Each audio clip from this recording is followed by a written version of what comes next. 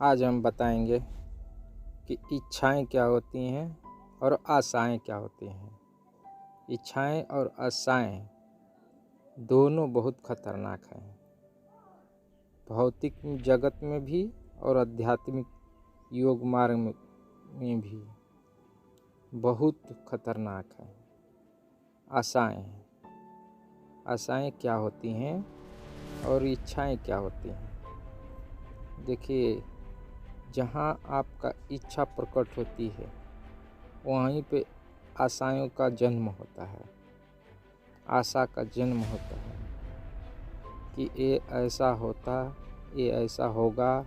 वहाँ पर आशाएं जन्म हो ले लेती है। आशाएं करती क्या हैं? जहाँ पे आपकी इच्छा प्रकट हुआ वहाँ पे आशाएं जागृत हो गई। आशाएं जागृत हुई, जहाँ पे आशाएं जाएगी आपकी, जिस चीज़ पे बांध देंगे आशा को, जिस पर आप आशा करेंगे, आशाएं करेंगे, वहीं पे आपका मन चला जाएगा, बार बार जाएगा। आप कितना भी भूलना चाहेंगे, जहाँ पे आशाएं बांध के रखे हैं वहीं पे बार बार जाएगा। आप कुछ नहीं कर सकते, क्योंकि आपने पहले से ही बांध रखा है आशाएं। मन का कोई दोष नहीं है, आपका मन हमेशा वहीं पे जाएगा, क्योंकि मन जहाँ पे आशाएं बांधते हैं वहीं पे जाता है, बार बार जाता है। यही तो हैं आशाएं। इसको बंद करने के लिए आप अपनी इच्छा पर कंट्रोल कीजिए।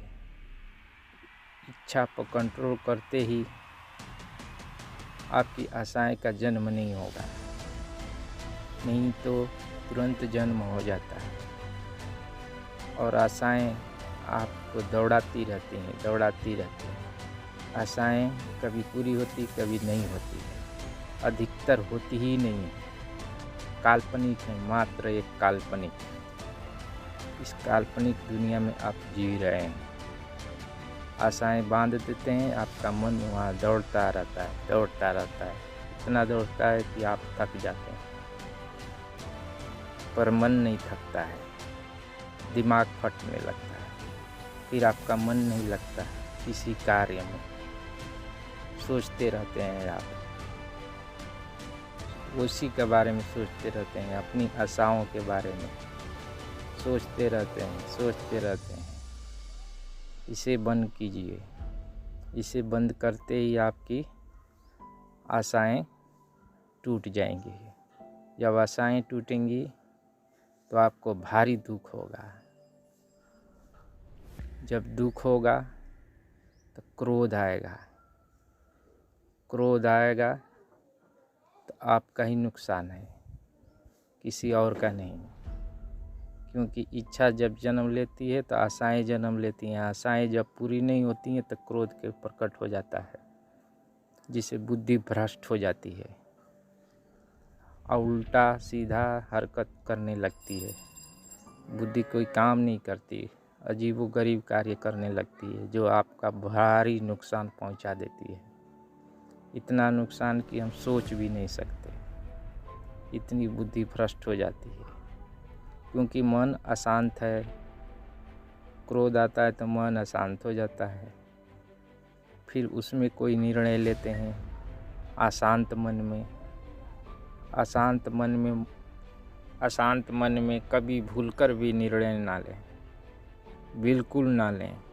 बिल्कुल शांत होने की प्रतीक्षा करें। आधा दिन करें, एक दिन करें, दूसरे दिन शुरू कोई भी निर्णय लेना है लीजिए। पर जब भी क्रोध आए कभी भूलकर भी कोई भी निर्णय ना लें, क्योंकि हमेशा क्रोध में गलत निर्णय साबित होता है, जो बहुत हानिकारक है। तो ऐसी स्थिति में निर्णय क्यों लें जो गलती साबित हो, जो नुकसान पहुंचा सकता है, बहुत घातक। इसलिए अशांत मन में कोई निर्णय ना लें। मन को शांत करने की कोशिश करें, सदैव कोशिश करें। मन को अशांत, हमेशा वो इच्छाएं और आशाएं और क्रोध के वजह से मन अशांत हो जाता है, जिसके कारण निर्णय आप उसी में ले लेंगे, फिर आप फंस जाएंगे। इतनी दुविधा में फंस जाएंगे कि पछताने के सिवा कुछ नहीं बचता। बाद में सिर्फ पछतावा होता है कि मैंने ऐसा निर्णय क्यों लिया। इसीलिए सोच समझ कर इच्छाओं का दमन कीजिए। सबसे पहले इच्छाएं पर कंट्रोल कीजिए। जहाँ इच्छा कंट्रोल होगी वहाँ भी संतोष का जन्म होगा। हर चीज़ में जैसे ही इच्छाएं आपकी टूटेंगी वैसे संतोष, जो कुछ भी है आपके पास उतने में संतोष कीजिए। संतोष बहुत भारी चीज़ है। स्वास्थ्य के लिए, जीवन के लिए सबसे अच्छा है। उसी में संतोष कीजिए।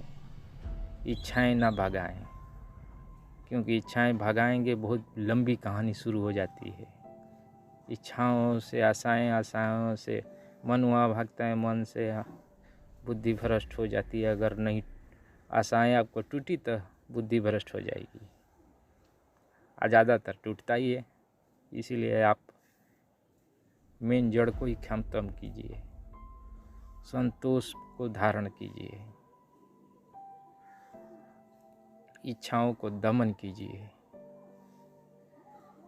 और जीवन सुख, समृद्धि और शांति से जीजिए। संतोष धारण करते ही आपका जीवन में योग धारण हो जाता है। आपका जीवन सुख शांति से बीतने लगता है, क्योंकि मन शांत रहता है। निर्णय भी कोई भी लेंगे तो वो अच्छा ही होगा, क्योंकि आपके पास कोई भी इच्छाएं, अजीबोगरीब इच्छाएं नहीं है। ये सब काल्पनिक दुनिया को छोड़िए। अब बुद्धि को शांत कीजिए, मन को शांत कीजिए। इच्छाओं का जन्म न दीजिए, न आशाएं कीजिए। हर हर महादेव। ओम नमः शिवाय। हरि ओम तत्सत।